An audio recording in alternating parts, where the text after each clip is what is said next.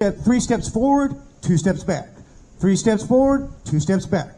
Right? Because we have a nature that is antithetical to his.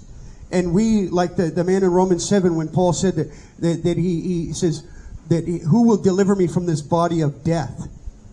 So back in the day, the Romans, when they would well, actually even before the Romans, back in what's called antiquity, or like it's close to the word antique. So it's antiquity, meaning old, long time ago.